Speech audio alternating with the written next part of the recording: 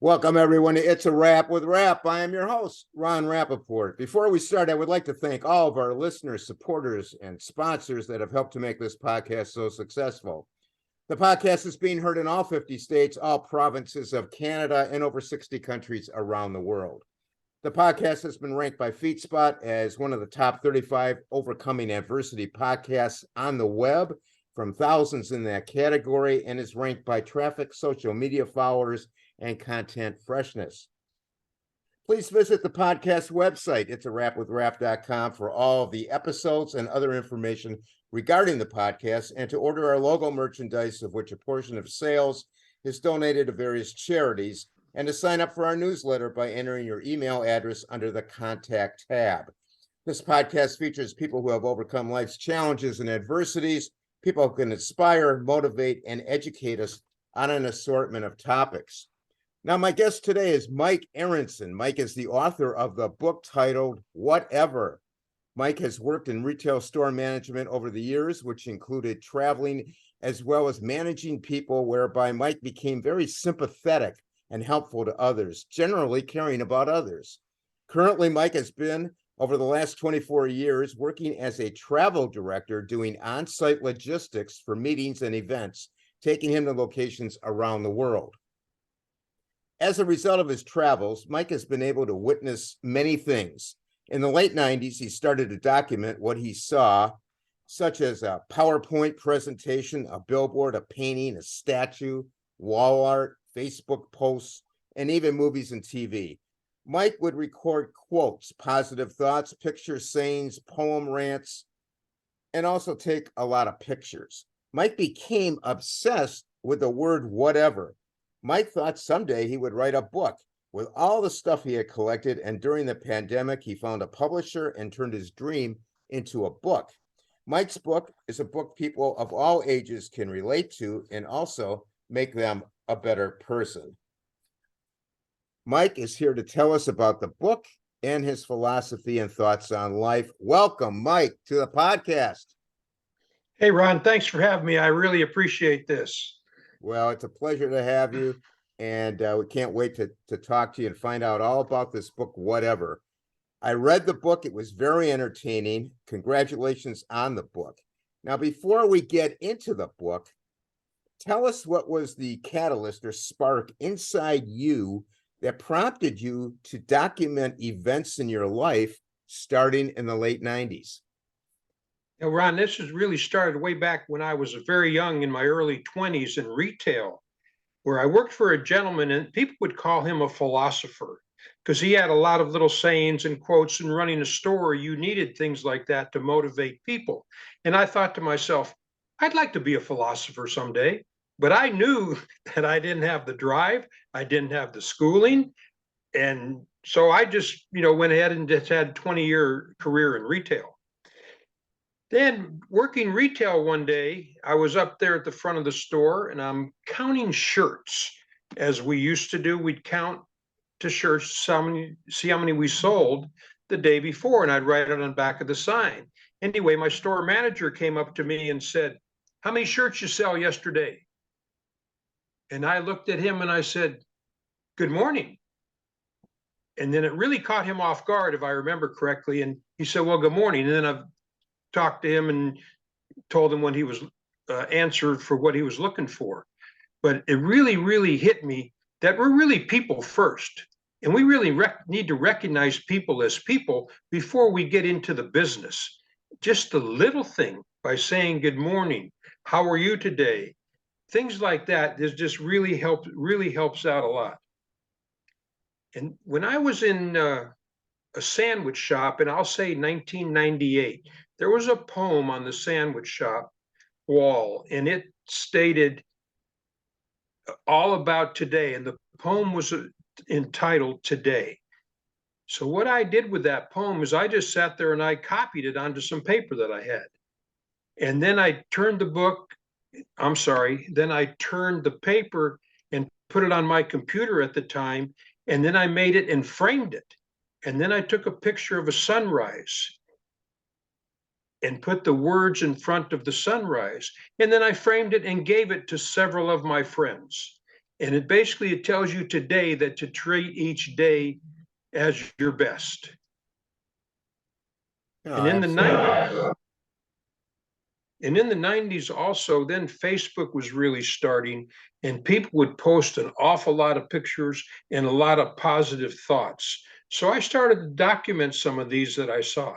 Not many on Facebook, but more of what I saw all around in my travels. I would see a lot of PowerPoint presentations, a lot of meetings would be going on, a lot of people would be talking all the time. I've heard some very, very important people talk in general sessions, and I would just record something that they'd say. And if I felt that that was positive and that was really a key point, somebody else may need to hear that. So I would record it and do something with it. And that's what eventually that I did. And also at the same time, I would take an awful lot of pictures. Like I'd walk by in Caesar's palace and there's a statue of David and there's the back of David. So I'd take a picture of his butt and I'd say, I may need that someday. Took a picture in Paris of Jim Morrison, which was the last picture that is known that he took before he passed away. What the heck? I may need that someday. So I did. So I had a phone full of pictures just like everybody else has. So when I had all this stuff and I was collecting it, I needed to do something with it. So I just kept it all in a Word document form on my computer and just added to it and subtracted and just played with it for years and years and years and years. Did in the back of your mind, did you have a thought of putting this in a book form? Yes, I did, Ron, because in my travels, I would walk through many, many, many airports and I would look at in a bookstore and I'd picture my book, whatever, in the window. And Right. I know you need to picture things and picture your goals of what you want to do. And that helps you a lot. And I knew I wanted to have a Hawaii scene because I've been to Hawaii several times and it's beautiful there. And it is just really calm. So I wanted to do that and make this book. And I also knew at the time, I said, Mike, you're not going to make any money from this book.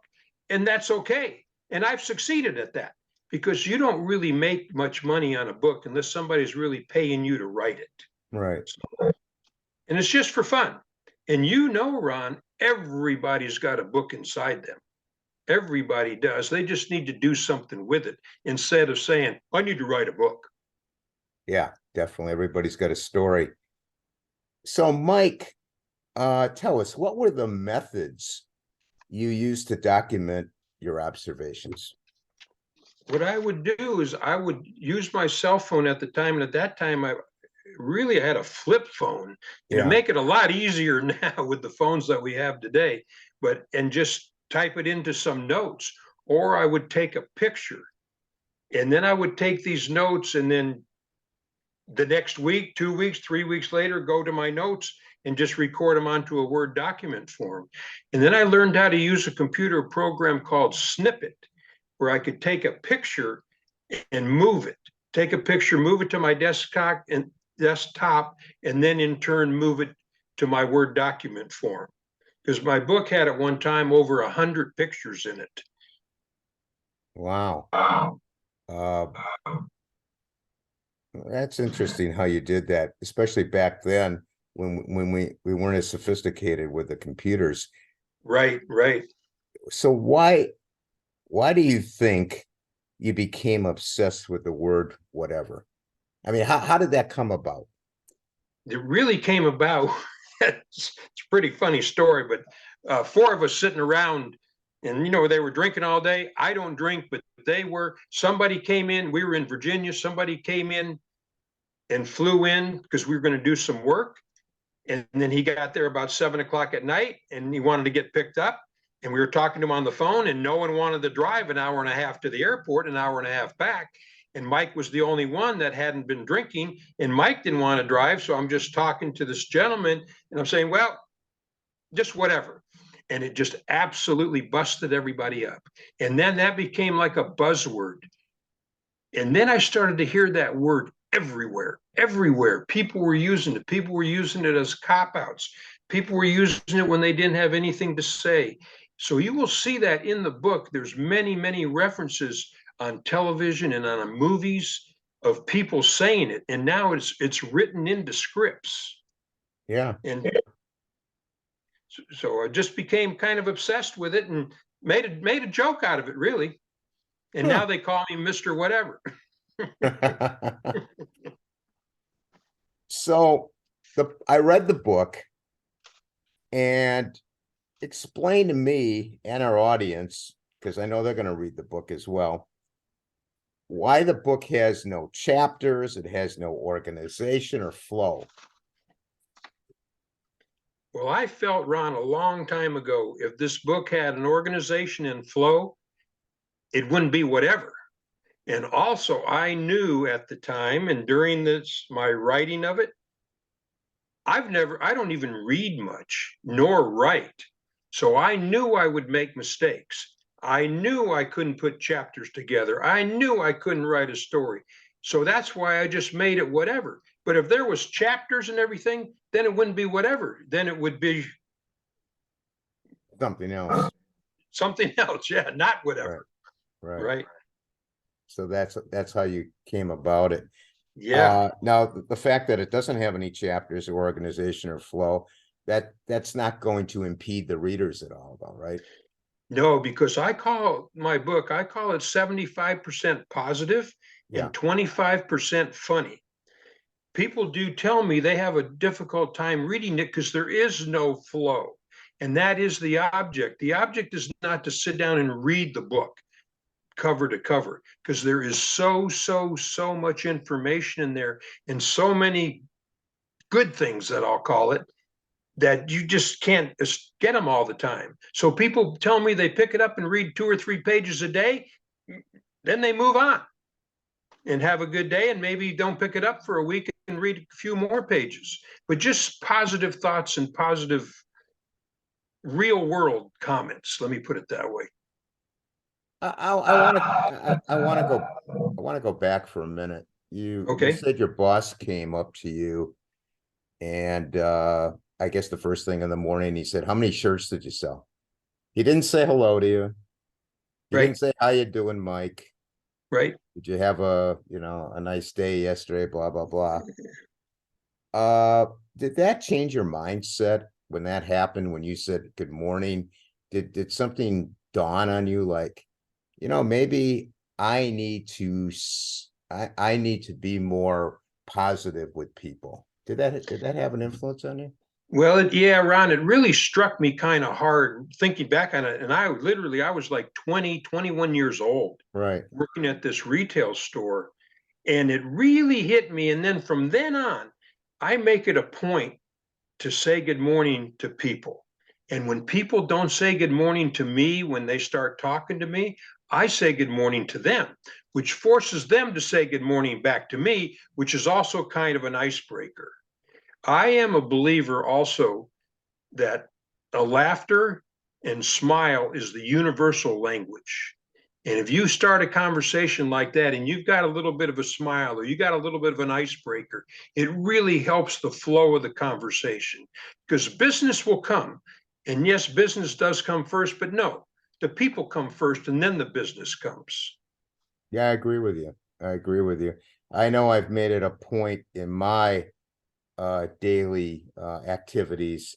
When I see somebody, I greet them, "Hi, how are you? Good morning." And it does seem to be a good icebreaker. And I think it makes you feel good, and it makes them feel good. Exactly. So it's a positive. It's a win-win, definitely. My icebreaker now, Ron, is people say, "Well, have a good day," all the time, right? Right. And now I say, "Well, you have a better one." And it catches them off guard. And I just keep walking or move on or do whatever I was doing, and don't just leave. Yeah. But it just seems to get a chuckle out of them. I had one this morning. Guy said, "Oh, thanks." Yeah. Made him feel good. Yeah.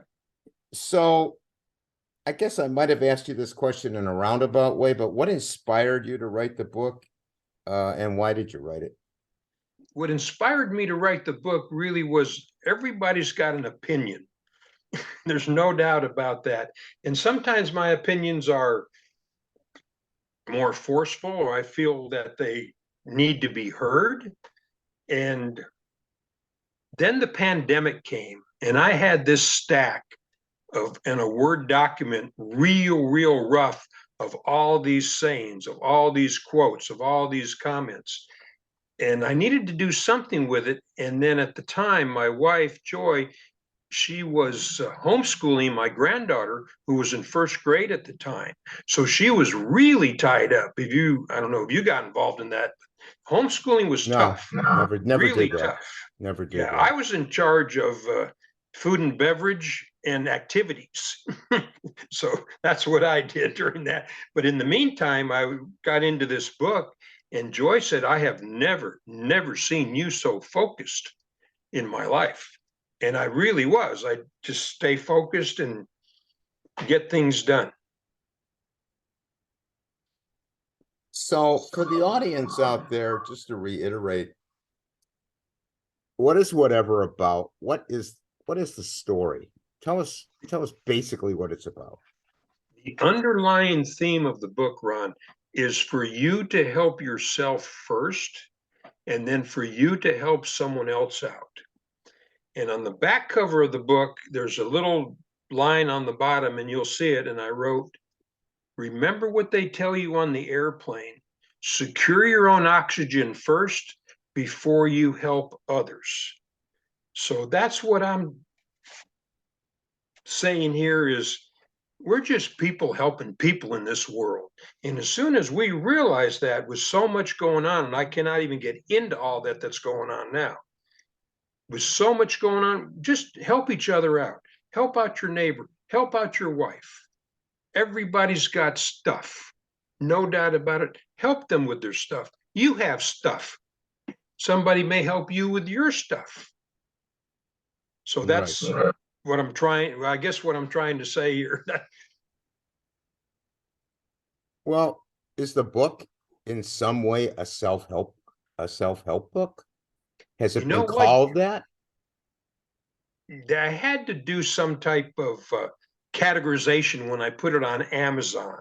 Yeah. They ask you what categories you'd like that in. And I put that in one of the categories because it is self-help. And if you are, when you read it, you will see things that, oh, yeah, I should do that. Oh, yeah, I didn't know that. Oh, yeah, maybe so. So it really is, you can help yourself out with it. But that's why I was saying you need to read a little bit all the time rather than reading it all at once, because you're not going to remember all that. I pick it up and read it to this day, and I look at it and I go, Mike, where'd you find this stuff? And it's just there, and it helps me out also, like getting revigorated or rejuiced. Is it the kind of book that you almost have to read more than once to absorb everything? Yeah, Ron, I really do believe that you need to, and I wanted to put some pictures into it. And then I also have some little stick figures in there that a friend of mine, Lee Nicholas, he would draw those all the time. So I said, Lee, can you draw me some? And sure enough, he drew some. I put them in the book because if you've got a stick figure or if you have a picture, if you have something there, you're going to take your eyes off of the reading to look at the picture and then to go back to the reading. When I first thought of this was back in the early 2000s, and that technology and the Kindles and everything was not even out there yet where you can put a picture on it because it had to be strictly verbiage. So Uh-huh. that helped an awful lot. So that's why I put a lot of pictures in there. And a picture says 1,000 words also, as you know. So where did you find the many pictures, quotes, rants, and opinions that are in the book? Well, first of all, I want to tell you, you could find everything that you need on the internet now. There's no reason you can't know everything because all you got to do is just look it up. But I did not do that. But I'll tell you what I did, and I had to do it, is I had to look up who said that. Where did that come from? I don't how to spell a word. And I would use the internet for that. But you can see on the quotes and everything, they're everywhere, just everywhere.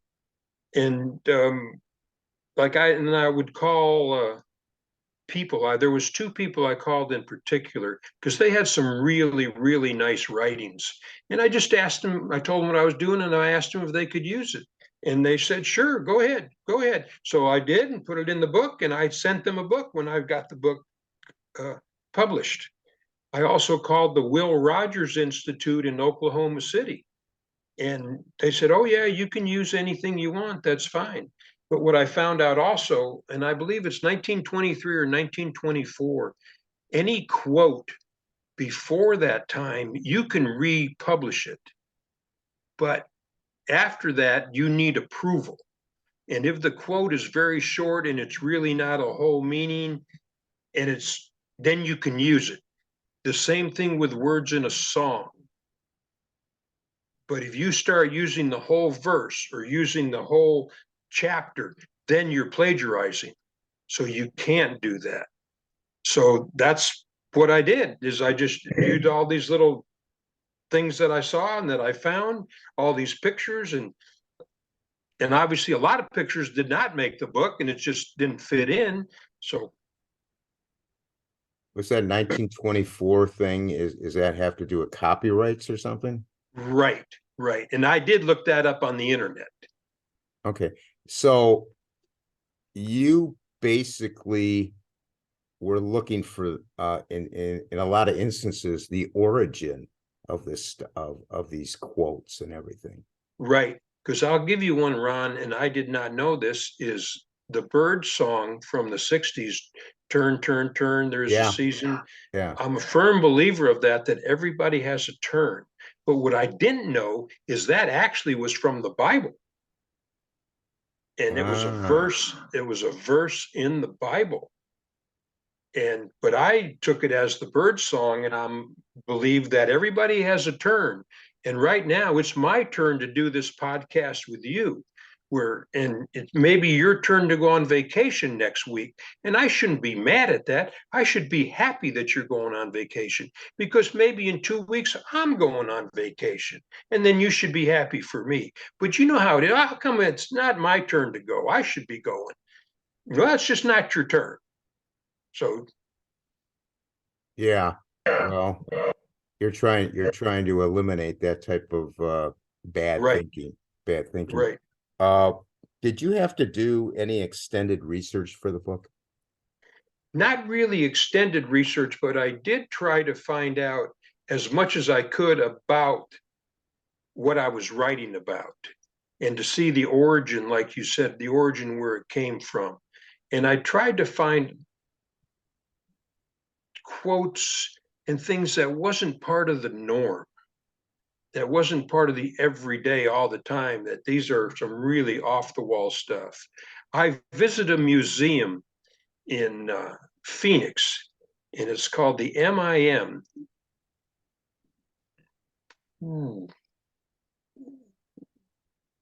I can't remember exactly. Sorry, Ron, what it stands for, but it's an instrument museum, and that'll come out totally. I'm off that. Sorry. Okay. All right. Okay. Did you have a targeted or expected audience for the book when you wrote it?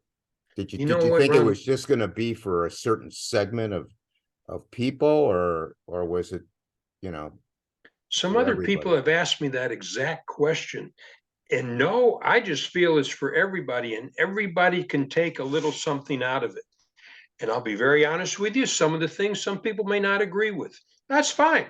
Some of the jokes in there, they may not think they're funny, but what's funny for some is not funny for all. It's just the way I felt about it, and you can accept it or you can just move on and then don't accept it. And whatever it really is for everyone. And my granddaughter, who's 10 years old, I'm having her read it.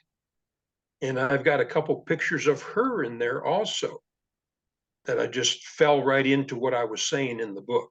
Has she started reading it, you said? Yeah, yeah. Did you get any feedback from her yet? Not really feedback, but sometimes we're driving in the car and I may say something, then she'll go, "Oh, Granddaddy, yeah, I remember that." Yeah. Okay, well, that's good. Now a lot of people find the word whatever annoying. Did that concern you using it as a title? Because No, I mean it's used so much.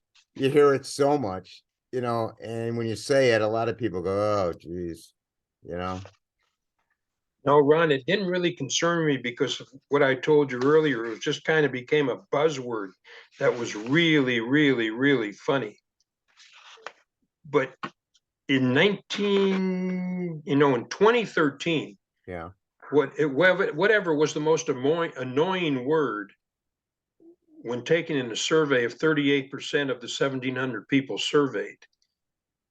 And it's just everybody says it. Everybody. I'm at a conversation with a lot of people at dinner, and it's said 10, 15 times at dinner just by different people, just in conversation. And then what I would do, seriously, I'd be sitting on the couch. I would stop my VCR and I would record what was said when the word whatever was said, and then I'd carry on with it. And that's also in my book. So you may have a survivor reference of somebody said something, then they used the word whatever. And I was just trying to get to the point where everybody uses it wherever and whenever. yeah, yeah. Mike, do you have plans for another writing endeavor? You know what? People have asked me that, and I'm going to say no. And what I tell them, why don't you do it? Everybody's got a book inside them. I can help you with it, and I can show you some of the things that I stumbled on that you won't have to, and I'll help you with that. But no, but I do collect things, and I do take a lot of pictures, as we all do. And as of right now, no, and we'll just see what happens down the road. Right. Never say never. That's exactly right. What do you want people to remember and to relate to and take away from reading this book? What I ask people to do when they read the book, and I have literally, Ron, I have given out approximately 175 books that cost me, and I just gave them to people because I know in my business, I know a lot of people. So I gave them a book, or I'd go to my doctor and I gave him a book. I go to the lawyer and I gave him a book just for fun. But what I'm asking them to do when I give them a book, when they read the book, I want three things from you, please. I want to smile, I want to laugh, and then I want you to take one of these little quotes or sayings, or what I'll call a little nugget out of there, and make it you. Make it you. One of my favorite ones in Bohica. I don't know if you've ever heard Bohica, Bohica. It stands for bend over, here it comes again. Ah, And what I'm basically saying, when life just throws things at you, you go in to get your car fixed. And oh, Ron, you need to get a Johnson rod, right? So what are you going to do? So you just say Bohica and then you just move on. And we can't determine what's expected, but we can determine what we do with it. If you remember there's a Lady Vols basketball coach, Pat Summitt. She's I think one of the most winningest coach in ladies basketball, and she was for the Tennessee Volunteers. right. And she passed away from Alzheimer's and a problem with it. And anyway, people would say to her, "It is what it is," and she would come back and say, "Yes, it is what it is, but it will be what you make it." So to this day, when people say that to me all the time, I put it right back at them. I say, "Yep, it is, but it will be what you make it." Because it is what it is, right? Right. But then what are you going to do about it? So I would say that people can read this book and chances are they'll probably pick one, two, three, four, I don't know, but they'll have their favorites, obviously, and they'll take that away. I mean, there's so many quotes in there and there's so many things in there. Uh it's probably I've your got a hope. It's probably your hope they stick with a few of those things and they use it in their life. right. And also, I want it for enjoyment. I found somewhere 2 pages of Rodney Dangerfield quotes. Oh How wow. funny was he? And Yeah. then I found another 3 or 4 pages of football coaches' comments. hilarious stuff. And that's in my book. So it's not all quotes. It's a lot of funny stuff. It's some rants. It's some other things that I saw. And that's why I called this too. It's really a book about you, because you can relate to a lot of this. I have like 15 or 20 mom sayings. What did your mom tell you? Everybody can relate to that. So it's really about you. And like I said, you'll say, oh, I didn't know that. Oh, yeah, I knew that. Oh, is that so? So, Well, let me throw something your way. You wrote the book, you all these quotes. Obviously, you can't remember them all, but which ones were your favorites? What stuck out? What do you one of think them that about the stuck most? out with me a lot is Will Rogers. Yeah. And he said, if you don't like change, you're going to watch. And how true is that? Of what we all have been through, I'm going to say the last 20 years. Absolutely crazy. So that is really the one that's really on the top of my list. Okay. Fair enough. Mike, what words of advice do you have for people out there from all your observations to make their lives more meaningful and happier?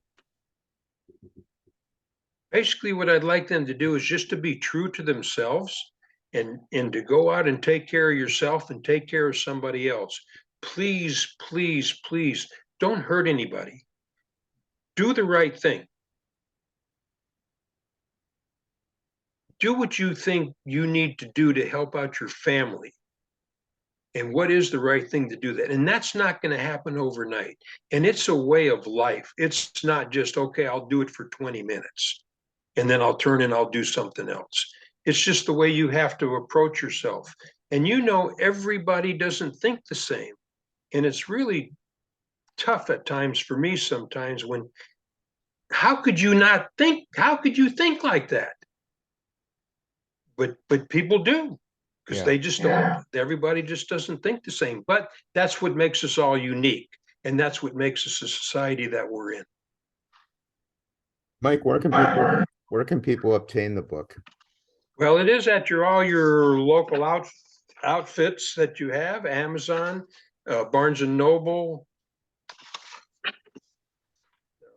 I'm sorry, Amazon, Barnes and Noble, the Bookmark, Walmart.com, and it's available in hard copy, which is a 6x9 paperback, about 250 pages. And it's also available on your Kindle, if you use a Kindle, or your Barnes and Noble app. Okay, so it's out there. Now, how can people contact you?